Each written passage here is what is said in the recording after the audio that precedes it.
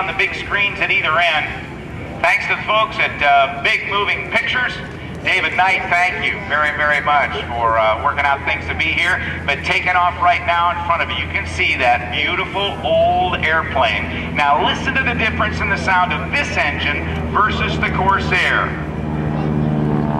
It's got a significant growl to it, even though this aircraft only has a 600 horsepower Pratt & Whitney Wasp radial engine on it.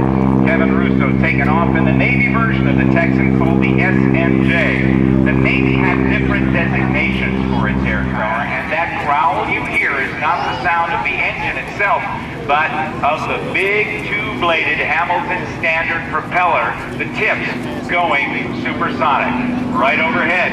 Let's take a look and listen to Kevin Russo in the T6 Texan, or the SNJ.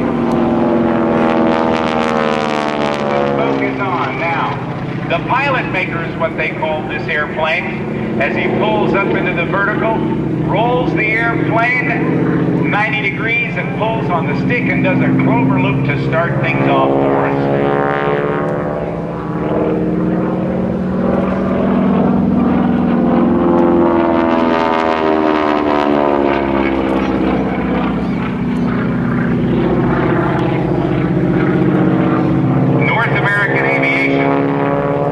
Responsible for many very, very important aircraft used during World War II.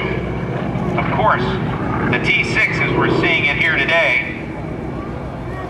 In addition to that, the first multi-engined aircraft built by North American was the B-25 Mitchell, the carrier deck, and on the hangar deck below the carrier deck, for the storage of more and more aircraft. And that's why all the aircraft that worked on board the carrier either had wings that folded up or back along the fuselage.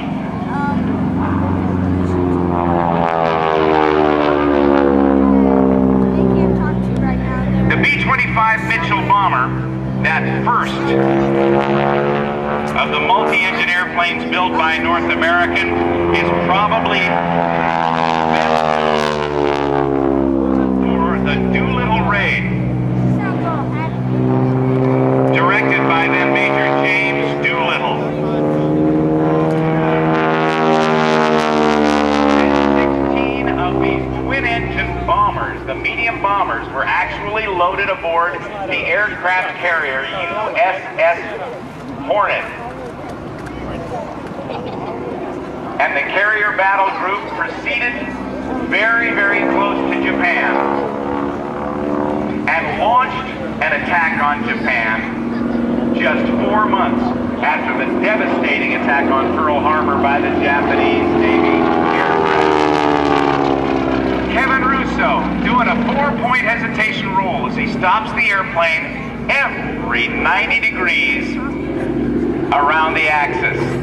That's a beautiful maneuver and very, very tough to do in an airplane that weighs 2 tons, 4,000 pounds,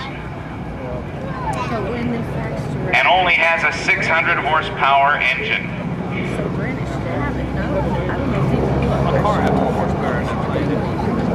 That Doolittle raid in those North American B-25 Mitchell bombers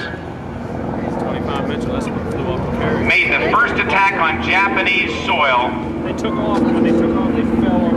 in over 2,000 years. And while it wasn't a strategic victory for the United States, it was a huge morale victory for the military and the citizens of the United States as they had just entered into World War II. Now watch Kevin Russo as he comes over the top, rolls the airplane 180 degrees to the upright position and goes into the 1/2 Cuban maneuver. The United States Army Air Force procured 10,000 AT-6s. Others went to the Navy as SNJs in more than 30 allied nations, and most fighter pilots trained in AT-6s prior to graduation from flying school. And many of the Spitfire and Hurricane pilots in the Battle of Britain actually trained in Canada in Harvards, the British version of the AT-6. And to comply with neutrality laws before the United States entered the war, were actually flown to the border of Canada. They shut the engines down, pushed the airplanes across the border, restarted them, and flew them to their Canadian training bases because neutrality laws forbade the flying of a military aircraft from a neutral country, at that time the United States, into a combatant country, which then Canada was, along with Great Britain in World War II.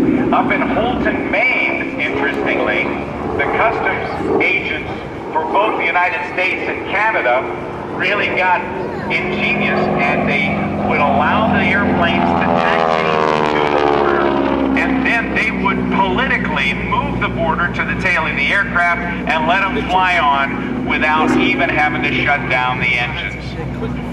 Let's take a look once again as Kevin Russo completes his demonstration for us. We'll be coming up to the East Coast United States Air Force T-6 Texan 2 demonstration. Their narrator is going to be Captain Mike Gosma. He'll be taking the microphone shortly as Captain James Day takes to the sky in the T-6 Texan 2.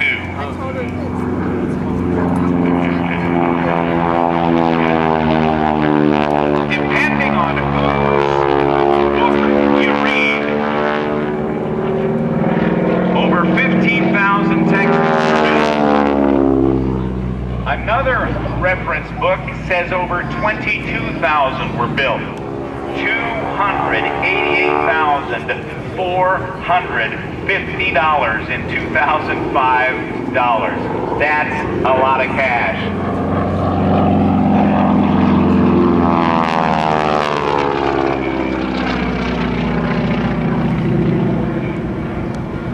A maximum speed of 145 miles per hour. Excuse me, 210 miles per hour would cruise at about 145 miles per hour. Now, at the dawn of the jet age,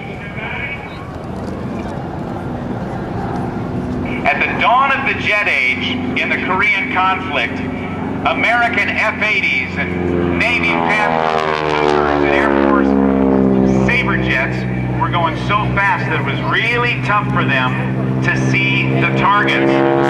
So some T-6s from World War II, these trainers, were actually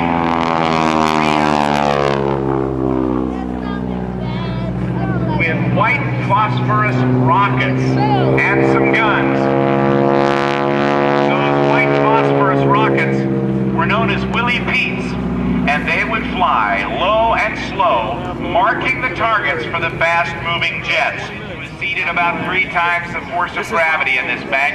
He's going to come across the show line and dip that left wing down and kick some right rudder into it to give you a photo pass.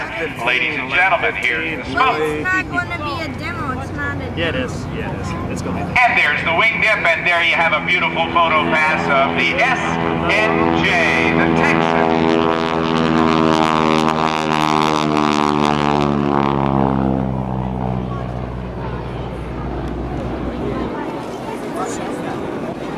Ladies and gentlemen, and now it's my pleasure to turn the microphone over to the narrator for the East Coast T-6 Texan 2 demonstration team from Moody Air Force Base in Georgia, Captain Mike Gosma.